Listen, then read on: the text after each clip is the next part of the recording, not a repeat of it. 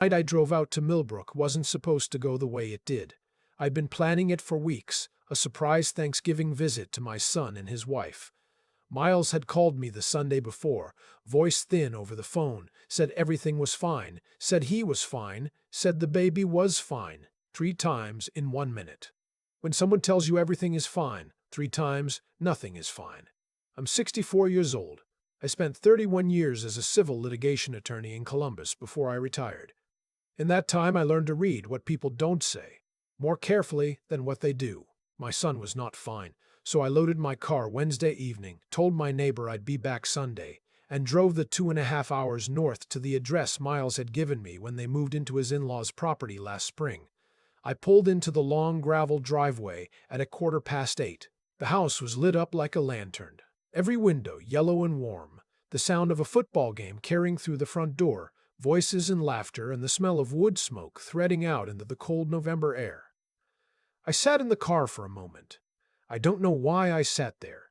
Some instinct, the same instinct that used to make me pause before entering a deposition room, like the body knows before the mind does that something is off. Then I saw him.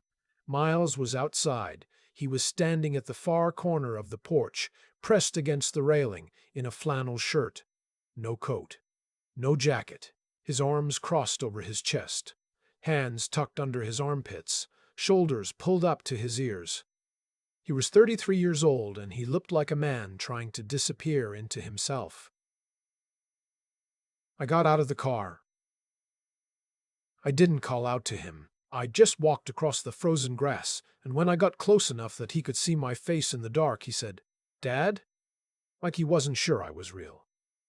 I took off my coat and put it around his shoulders without saying anything. He was shaking, not just from the cold, though it was maybe 28 degrees out there. His whole body was vibrating at some frequency that had nothing to do with temperature. I put both hands on his arms and looked at him and said, "Talk to me." And then my son, who hadn't cried in front of me since his mother's funeral 11 years ago, started to cry. I need to go back a little, because this story doesn't start on a cold porch in Millbrook. It starts about 2 years earlier, when Miles married Sylvia Crenshaw. I liked Sylvia well enough when they were dating. She was sharp, worked in marketing, knew how to work a room. What I didn't understand then, what I was too willing to overlook, because my son was happy, was that she worked rooms the way a card counter works a table.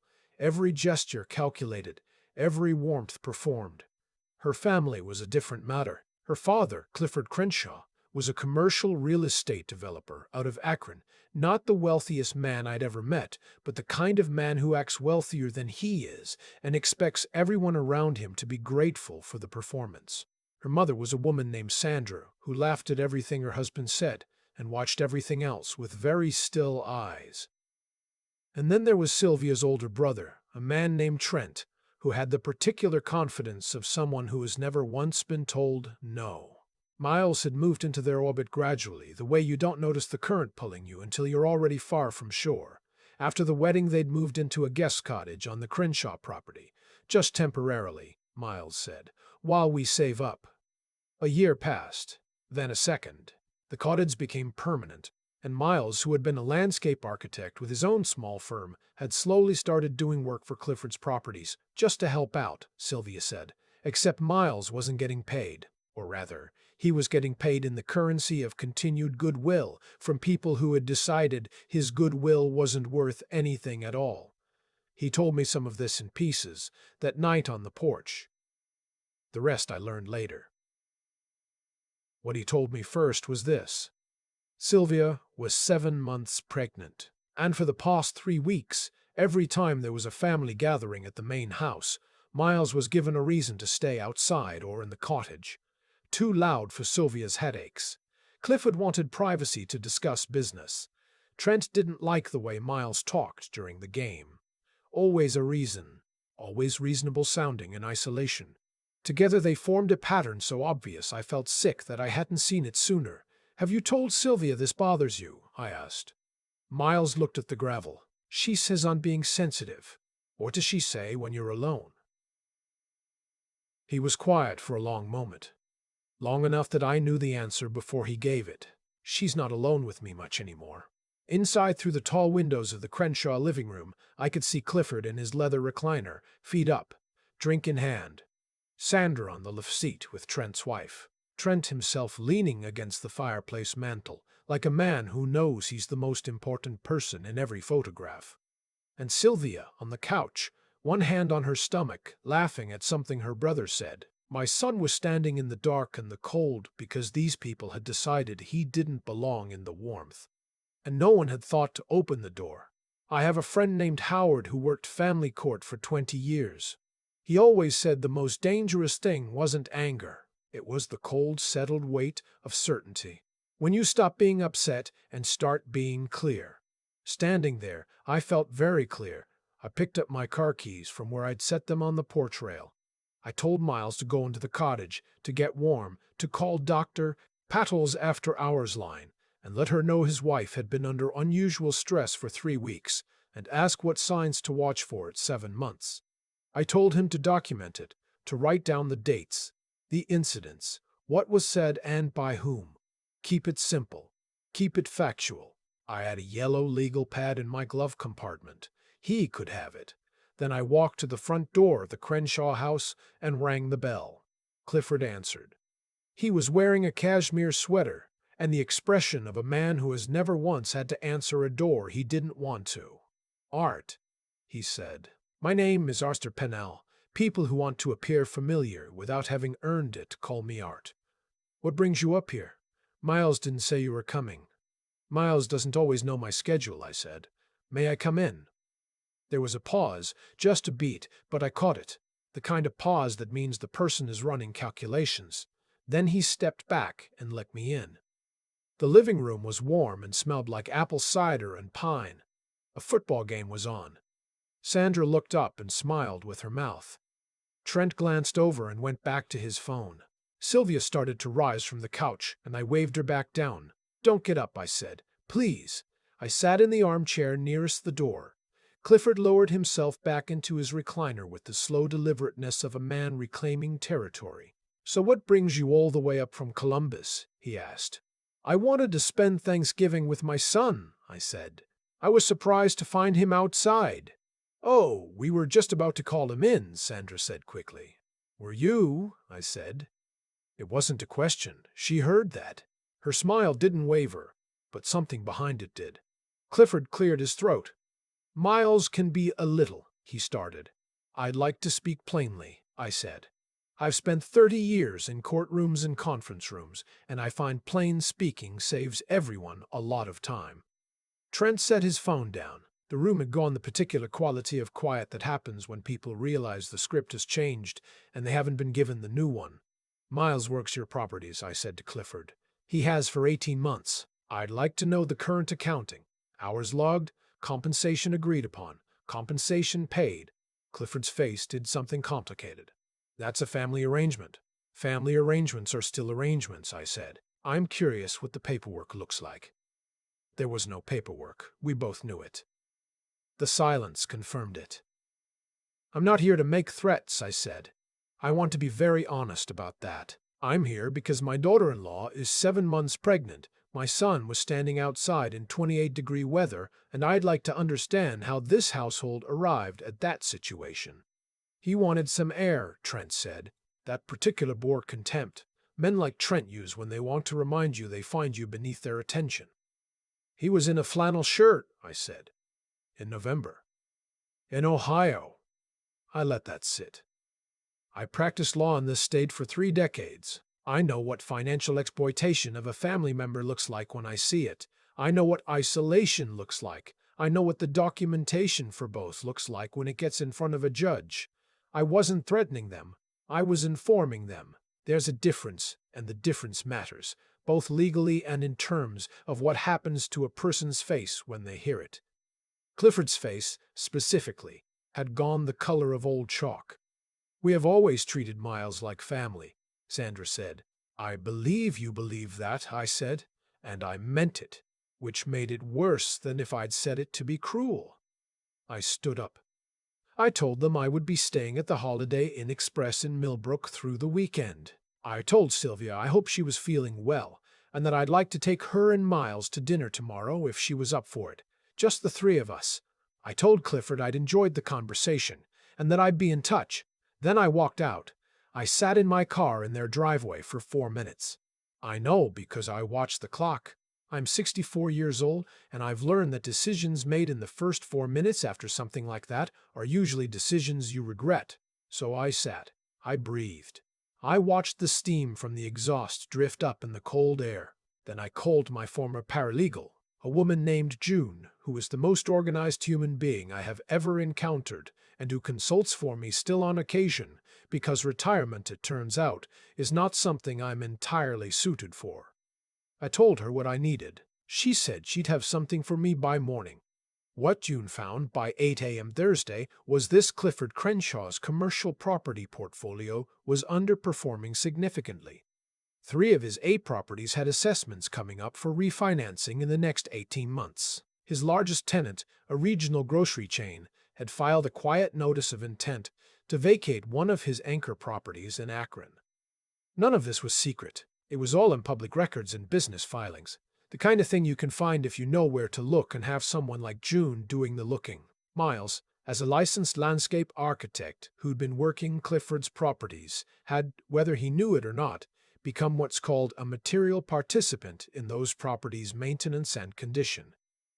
Depending on how the work was structured, he could have a compensable interest claim, an unpaid services claim. In Ohio, under certain conditions, that gets interesting very quickly. I'm not telling you I had an airtight case. I didn't. I'm telling you I had a door. Thanksgiving dinner was at a steakhouse in Millbrook because I called Miles at 7 a.m. and said we were going out and that I was not taking no for an answer. Sylvia came.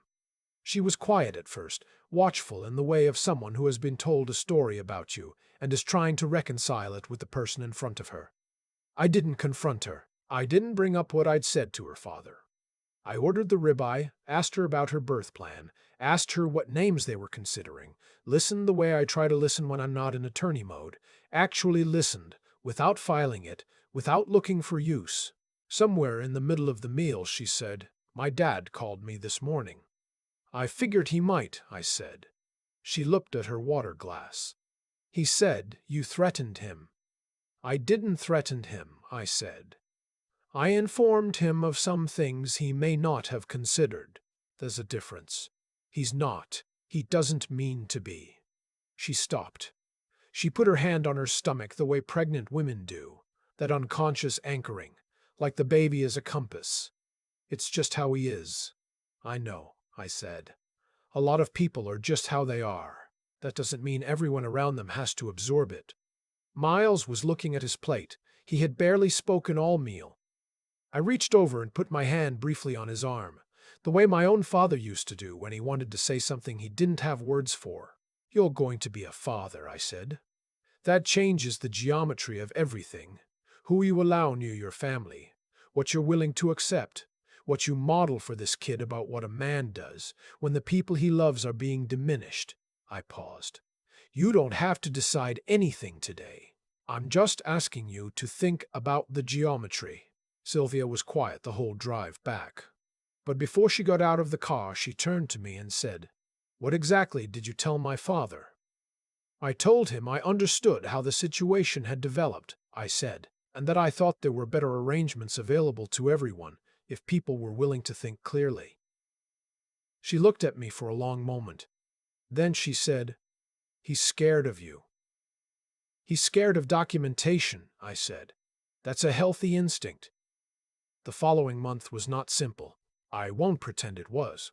Sylvia had complicated feelings about her family that she'd spent her whole life not examining, and having someone, even kindly, even carefully, point a light at the shape of things was not comfortable for her. There were phone calls between her and her parents that Miles wasn't party to.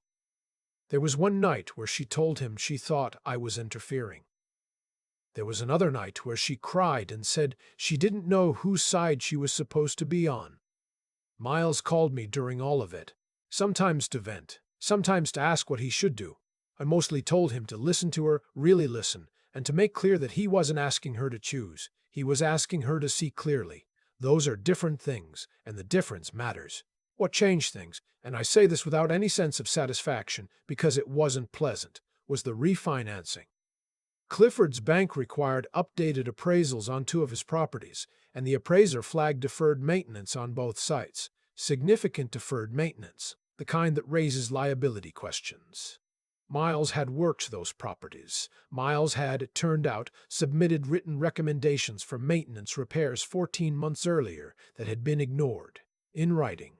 In an email chain that still existed. I didn't file anything. I didn't need to. I simply had a conversation with Clifford through an intermediary in which I indicated that Miles's records from his time working the properties were preserved and organized, and that if any question arose about the maintenance history of those sites, Miles would of course cooperate fully with any inquiry. 2 weeks later, Clifford sent Miles a check. Back pay for 18 months of work, calculated at market rate for a licensed landscape architect in Ohio. It wasn't a fortune, but it was real. It was documented. It was an acknowledgement, written in dollars, that the labor had existed and had value, and that the man who performed it was not invisible. Miles called me when the check arrived. He didn't say much. Just, "Dad." He sent it. "I know," I said. "How did you—" "I just reminded him of some things," I said. "That's all. The baby was born in February. A boy. 7 pounds 4 ounces. Miles called me from the hospital at 2:40 in the morning. His voice cracked open with something I recognized. That particular overwhelm that doesn't have a name, when something so large enters the world through something so small. I drove up that morning. I sat in the hospital room and held my grandson, and thought about my son standing on that porch in the November dark, shaking in a flannel shirt. I thought about the moment I put my coat around his shoulders. Sometimes the right thing is that simple and that physical. You just put yourself between the cold and the person you love. Clifford and Sandra came to the hospital. They were careful around me, quiet in the way of people who have recalibrated. Trent didn't come. I don't know what that meant, and I didn't ask. Sylvia, holding the baby, looked across the room at me at one point with an expression I couldn't quite name. Not warmth, exactly. Something more complicated than warmth. Recognition, maybe. The look of someone who has been watching a story she was told start to come apart at the seams, and is starting, slowly, to consider that the original story might not have been accurate. She named the baby Douglas. Douglas Arthur. The middle name was her idea. Miles told me later that when he asked her about it, she said, "I wanted him to have someone to live up to." We had Christmas at my house that year, the first time in several years. Miles drove down with Sylvia and the baby. Just us. No in-laws, no obligations, nobody standing outside in the cold. I made the same meal my mother used to make. Pot roast with carrots and potatoes. Dinner rolls from a can. Because nobody in our family has ever been precious about dinner rolls. Miles ate 2 servings. Sylvia laughed at something on television. The baby slept through all of it in the portable crib I'd set up in the spare room. That absolute trust of new sleep. At one point, after dinner, Miles came into the kitchen where I was washing dishes and stood there in the way he used to when he was a teenager and had something to say, but didn't know how to say it. "I should have told you sooner," he said finally. "What was happening?" "I should have called." "You weren't ready to say it out loud yet," I said. "That's not failure. That's just how it works sometimes." Still, he picked up a dish towel. "You came anyway." "You're my son," I said. "I didn't need you to call." He dried dishes next to me for a while without talking, the way we sometimes used to when he was young, and the quiet between us was enough. Douglas started fussing from the other room. Miles dried his hands and went to him, and I could hear him through the doorway. That low, steady voice men use when they're talking to something small and new, something they're still figuring out how to be responsible for. It was not a voice I'd heard from him before. It was older than he used to be and gentler than his father. I stood at the sink and listened to it and thought that whatever had been broken was not quite broken anymore. Bent, rearranged, changed into a different shape, and that the different shape, if you held it right, was something you could build on. Outside the window, the street was quiet and dark and cold. But in the kitchen, the water was warm, and the light was on, and my family was home. I dried my hands on the dish towel he'd left on the counter, turned off the tap, went into the other room. There's nothing more to it than that, really. You find your people in the dark. You put yourself between them and the cold. You stay until the light comes on. And then you dry your hands and you go be with them. Because that's what you came for. I've been thinking lately about what it actually costs to look the other way, not in a dramatic sense, not the big moral failures people write books about. I mean the small, daily decision to not ask the follow-up question, to accept, I'm fine, because it's easier than what comes after you don't. I did that with Miles for longer than I'm comfortable admitting. I noticed things, the thinning voice on the phone, the way he stopped talking about his work, the way he'd redirect every conversation away from himself, and I filed it under he's adjusting and moved on with my week. That's not wisdom. That's avoidance dressed up as respect. What I've come to understand, standing on the other side of all of it, is that the people who get taken advantage of in situations like the one Miles was in rarely end up there because of one dramatic betrayal.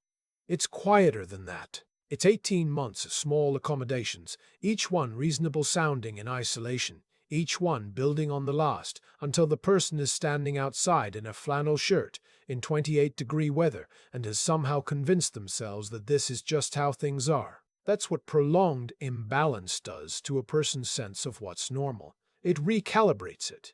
Slowly, without fanfare. And the people doing it, Clifford in this case, often aren't sitting around calculating how to harm someone. They're just people who have never once been asked to reckon with the cost of their behavior. Nobody presented them the bill, so they kept spending. What changed things wasn't anger. I want to be clear about that. I was not angry on that porch or in that living room. What I felt was something colder and more useful than anger. It was clarity.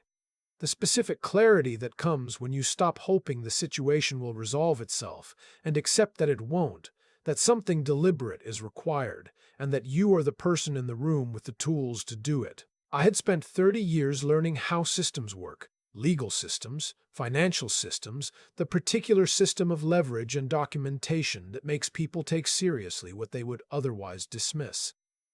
I had those tools because I'd put in the time to acquire them, and for a long time I'd kept them filed away in the part of my life I'd called work, separate from the part I called family. That separation, I now think, was a failure of imagination on my part. The tools don't care which room you're in.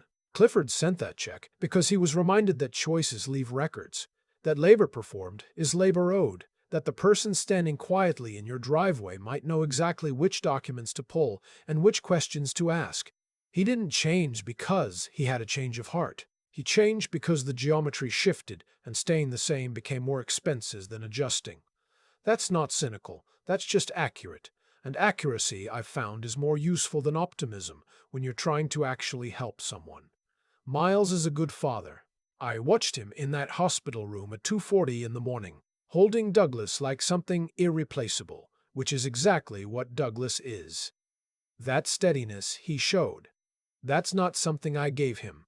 That's something that was in him all along, waiting for conditions that allowed it to surface. My job was just to change the conditions, to stand between him and the cold long enough for him to remember what warmth felt like and decide he deserved to stay in it. I think that's mostly what we owe the people we love. Not to solve everything. Not to fight every battle. Just to show up in the dark with a coat and stay until the light comes back on.